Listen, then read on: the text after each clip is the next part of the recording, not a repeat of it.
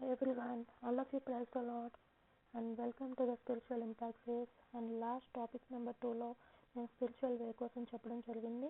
And ఈరోజు topic number 3లో నేను John 15:4 చెప్పడం అనేది జరుగుతుంది.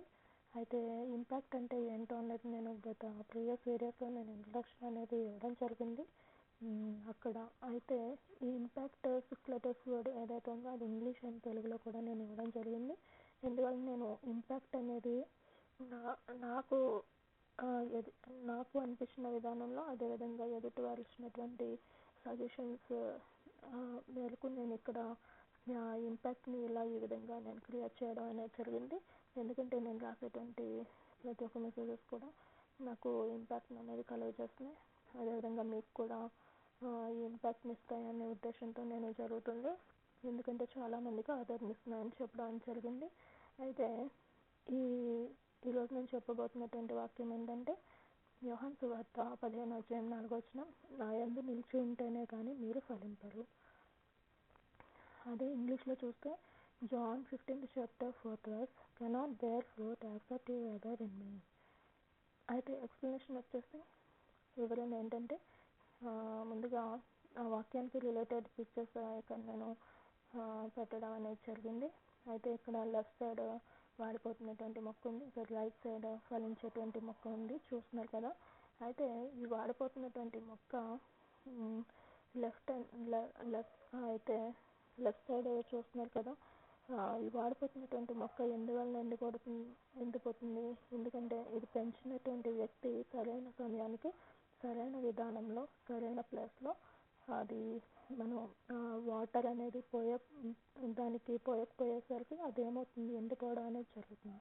అదేవిధంగా ఈ మొక్కను పెంచినటువంటి వ్యక్తి సరైన సమయంలో సరైన విధానంలో సరైన ప్లేస్లో దానికి అందించాల్సినటువంటి పోషకాలన్నీ కూడా అందజేసేసరికి అదేమవుతుంది, ఫలించేటువంటి మొక్కలా అవుతుంది. మరి ఆ మొక్క ఏమిస్తుంది? అదేవిధంగా ఫ్లవర్స్ని ఇస్తుంది, ఫ్రూట్స్ని ఇస్తుంది, అదేవిధంగా వెజిటబుల్స్ని ఇస్తుంది. అలాగే దానివల్ల ఇంకా ఎంతో ఉపయోగకరమైనటువంటి మెడిసిన్స్ కూడా తయారు చేయొచ్చు. అదేవిధంగా ప్లాంట్స్ గ్రోయింగ్ కూడా చాలా ఇంపార్టెంట్ కదా. దానివల్ల మన హ్యూమన్ లైఫ్ కూడా చాలా ఉపయోగకరమైంది కదా. మరి ఈ రకంగా మన లైఫ్ ఉందా లేదా ఈ రకంగా మన లైఫ్ ఉందా? మరి ఆ యొక్క లైఫ్ మన లైఫ్లో ప్రతి ఒక్క నిమిషం కూడా మనకి చాలా ఇంపార్టెంట్ కదా. మరి వచ్చేటువంటి ప్రతి ఒక్క నిమిషం కూడా మరి దేవుని యందు నిలిచి ఉంటున్నారా లేదా నిలిచి ఉండట్లేదా? మరి దేవుని యందు నిలిచి ఉంటే మీరు ఈ రకంగా ఫలిస్తారు. ఆ రకంగా మీరు ఫలించినప్పుడు ఒక ఫ్లవర్స్ వంటి అంటే లైఫ్ ఉంటుందన్నమాట. అయితే మీ వల్ల ఇంకెంతోమంది ఫలిస్తారనమాట. అదేవిధంగా ఫలాలను ఇస్తాయి, వెజిటేబుల్స్ని ఇస్తాయి, దానివల్ల ప్రొటెక్షన్ ఉంటుంది, అదేవిధంగా ఎన్నో రకాలైనటువంటి ఉపయోగాలు ఉంటాయి కదా. అదేవిధంగా మనం కూడా దేవుని యందు నిలిచి ఉంటే మనం కూడా ఫలించేటువంటి మొక్క వలె మనం కూడా ఉంటాం. మరి అదే దేవుని యందు నిలిచి ఉండకోకుండా సాతానుతో నిలిచి ఉంటే కనుక ఇలా ఎండిపోయినటువంటి మొక్క వలె ఉంటాం. అలాంటప్పుడు మన లైఫ్ ఎలా ఉంటుందంటే ప్రతి ఒక్క పరిస్థితుల్లో కూడా మనకి ఎలాంటి సిచ్యువేషన్స్ అనేవి మనకి ఎదురవుతూ ఉన్నా సరే మనం ఎలాంటి భూతద్దంలో పెట్టి చూసినట్టుగానే ఉంటాం కదా. అంటే ఎండిపోయినటువంటి మొక్క వల్లే, దీనివల్ల ఫలించే మొక్క వల్లే ఉండరు, దానివల్ల ఎలాంటి ఉపయోగం కూడా ఉండదు, అది కేవలం బయట పాడేయడం తప్ప కదా. కాబట్టి మన జీవితంలో ప్రతి ఒక్క నిమిషం కూడా చాలా ఇంపార్టెంట్ కదా.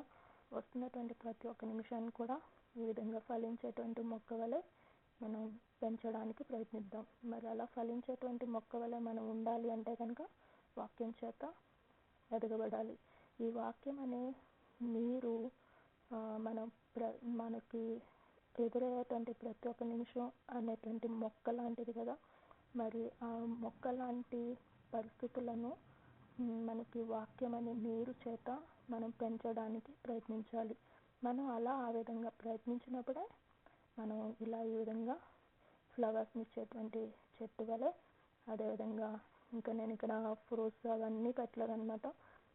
ఒక ఫలించేటువంటి చెట్టు వలె ఉంటుంది. దానివల్ల మీ వల్ల కూడా ఇంకెంతోమంది దేవుని బిడ్డలకు కూడా ఉపయోగం ఉంటుంది. మీ వల్ల ఎంతోమంది ఆత్మీయమైనటువంటి బిడ్డలు అనేటువంటి ఫ్లవర్స్, ఫ్రూట్స్, వెజిటేబుల్స్ లేదా మీ వల్ల ఇంకెంతో ఆత్మీయమైనటువంటి బిడ్డలు మీ ద్వారా తయారు చేయబడతారు. కాబట్టి ఈ మీకు ఎదురయ్యేటువంటి ప్రతి ఒక్క నిమిషాన్ని కూడా స్పిరిచువల్గా యూటిలైజ్ చేసుకోవడానికి ప్రయత్నిద్దామా? వాక్యం అనేటువంటి నీరుని పోయడానికి మనం ప్రయత్నిద్దామా? ఓకేనా అండి? This is wrong and this is right way.